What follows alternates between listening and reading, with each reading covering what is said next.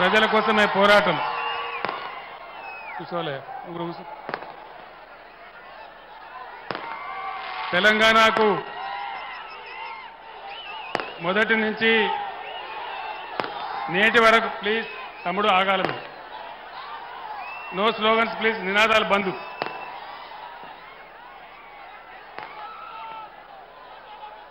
ఆ రోజు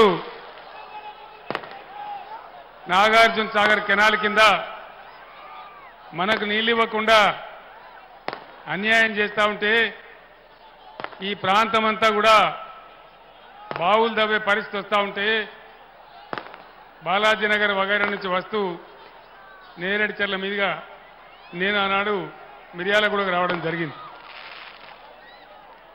మీరందరూ కూడా ఆ రోజు నాకు భారీగా స్వాగతం పలికారు. ఈరోజు కూడా మళ్ళీ మా యువ తమ్ముళ్ళు, మహిళలు, అక్క చెల్లెళ్ళు పెద్ద సంఖ్యలో అపూర్వమైన స్వాగతాన్ని పలికారు.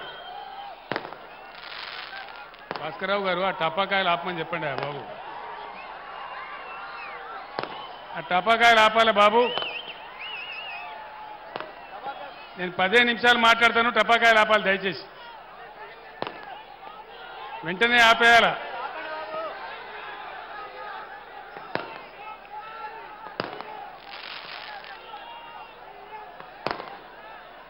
ఈరోజు పార్లమెంట్ ఎన్నికల సందర్భంగా మళ్ళీ మీ దర్శనానికి రావడం జరిగింది. ఏం జరుగుతూ ఉంది ఈ రాష్ట్రంలో? 4-5 నెలల క్రితం ధీమాగా ఉన్న రైతు ఈరోజు దిగాలు పడి చాలా బాధలో ఉన్నాడు. చెప్పేటోళ్ళు లేడా ఎవడు?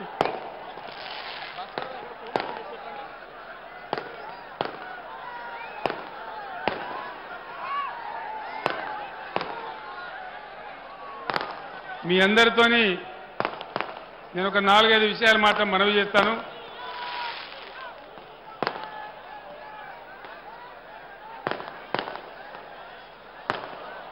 ఆనాడు నేను నీళ్ల కోసం, నిధుల కోసం, కరెంటు కోసం, మన ప్రజల కోసం ఉద్యమిస్తే 15 సంవత్సరాల పోరాటం తర్వాత బ్రహ్మాండంగా మనం తెలంగాణ రాష్ట్రాన్ని సాధించుకున్నాం.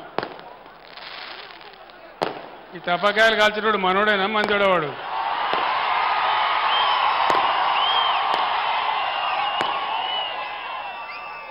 మనోడైతే అట్లా కాల్చాడు, మనోడు కాదా?